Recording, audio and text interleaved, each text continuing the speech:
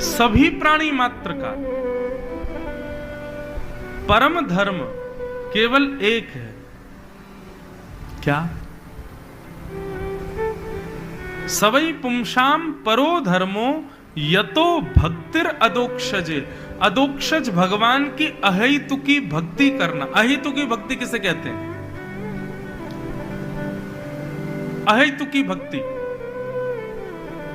देखो, एक होती है पानी की धारा। बहुत ध्यान से सुनना। पानी की धारा जमीन से जितनी ऊपर उठाओगे उतना क्या होगा? पानी में खंड खंड खंड खंड आता जाएगा। वो एक धारा में गिरेगा नहीं, खंड खंड हो जाएगा बीच में से। एक होती है तैल धारा, तेल की धारा। तेल की धारा कैसी? वो पानी से थोड़ी ऊंचाई तक चली जाती है, खंड नहीं होता बीच में। लेकिन सबसे श्रेष्ठ होती है मधु धारा, यानी कि शहद की धारा। शहद की धारा कितनी भी ऊंची ले जाओ, अगर शहद प्योर होगा तो खंडित नहीं होगा, वो एक तार जैसा उसमें से गिरता ही रहता है। भक्ति कैसी होनी चाहिए? मधु के जैसी। मतलब आपके जीवन में कितनी भी विपरीतताएं आ जाएं, कितनी भी दुविधाएं आ जाएं, कितनी भी विषम परिस्थितियां आ जाएं, आपका विश्वास ना डगमगाए ठाकुर जी के प्रति। इसको कहते हैं अहेतुकी भक्ति। बंधुओं, जब आप भक्त बनते हैं तो श्री जगन्नाथ जी ही आपकी परीक्षा लेते हैं विपरीत स्थितियां दे करके, कि देखें तो सही इसकी भक्ति डगमगाती है कि नहीं, इसकी भक्ति विचलित होती है कि नहीं, ये अपनी भक्ति से गिरता है कि नहीं। इसलिए सदैव अहेतुकी भक्ति रखो, चाहे जो हो जाए, आपका भाव ना डगमगाए ठाकुर जी के प्रति।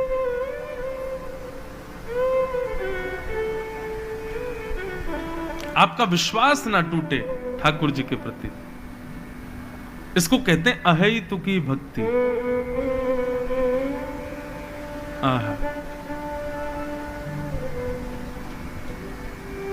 दक्षिण भारत में, साउथ इंडिया में,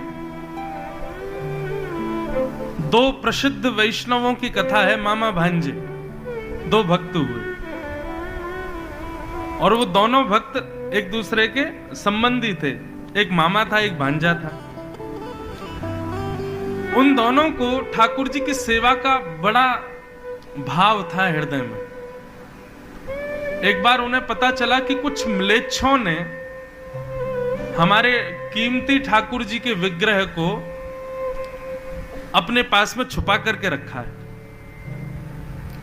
तो उन दोनों ने विचार किया कि ठाकुर जी को कैसे लिया जाए। हमारे जीवन का परम उद्देश्य यही है कि इन ठाकुर जी को यहां से, इन म्लेच्छों के बीच से मुक्त करके और इनके लिए सुंदर मंदिर व्यवस्थित करवाना, इनकी सेवा प्रारंभ करवाना। हमारे जीवन का उद्देश्य यही है। दोनों मामा भांजे ने निर्णय ले लिया और ठाकुर जी की सेवा के लिए उन्होंने एक बार तो चोरी करने का प्रयास किया कि म्लेच्छों के यहां से ठाकुर जी चोरी कर लें। लेकिन म्लेच्छों ने ऐसी व्यवस्था करके ठाकुर जी को छुपा रखा था कि एक जैसे आजकल पासकोड होते हैं ना, जैसे आजकल पासवर्ड्स होते हैं, ऐसे ही ठाकुर जी ऐसी जगह पर रखे थे कि वहां से उनको कोई वो ही निकाल सकता है जो उस स्थान को अच्छे से घुमाना जानता हो। ऐसा कुछ था। तो उन दोनों ने क्या किया? थे तो वे हिंदू, थे तो वे वैष्णव, लेकिन केवल ठाकुर जी की सेवा के लिए दोनों ने म्लेच्छों का रूप धारण किया। म्लेच्छों के बीच में रहे, म्लेच्छों की सेवा की, उनका विश्वास जीता। वर्षों तक उनके बीच में रहने के बाद में जब उनका पूर्ण विश्वास हो गया तो म्लेच्छों ने मन में विचार किया कि इन दोनों को, अब ये जो हिंदुओं के कीमती ठाकुर जी हमारे पास है, इनकी सुरक्षा इनको दे दो दोनों को, ये हमारे विश्वास पात्र हैं। और यही वो चाह रहे थे। सुरक्षा प्राप्त हो गई। दोनों ने खूब सुरक्षा के बहाने दोनों देखते रहते थे कि यहां से ठाकुर जी कैसे निकलें। तभी देखा एक शिखर जैसा था, उस शिखर को कुछ 3 दिशाओं में घुमाया जाता था, तब जाकर के एक छोटा सा गेट जैसा दिखता था जिसमें से ठाकुर जी को निकाला जा सकता था। लेकिन स्थिति ऐसी थी कि उसमें केवल हाथ ही जा सकता है भीतर, पूरा देह अंदर नहीं जा सकता था। दोनों ने बड़े षड्यंत्र करके, बड़े प्रयास करके ऐसा कुछ युक्ति निकाली कि देह भीतर पहुंच गया। और भीतर से उन्होंने ठाकुर जी को बाहर निकाल लिया। लेकिन जैसे ही बाहर निकलने लगे तो उस स्थान की कुछ बनावट ऐसी थी कि भीतर शरीर चला तो गया, लेकिन बाहर केवल मुख ही आ पाया, शरीर पूरा भीतर ही रह गया। तो जो मामा थे उन्होंने ठाकुर जी को पहले बाहर निकाला, भांजे को दिया। जैसे स्वयं बाहर आने लगे तो केवल मुख बाहर आ पाया, पूरा शरीर वहीं अंदर ही अटक गया। अपने भांजे से बोले, देखो भांजे, यदि मैंने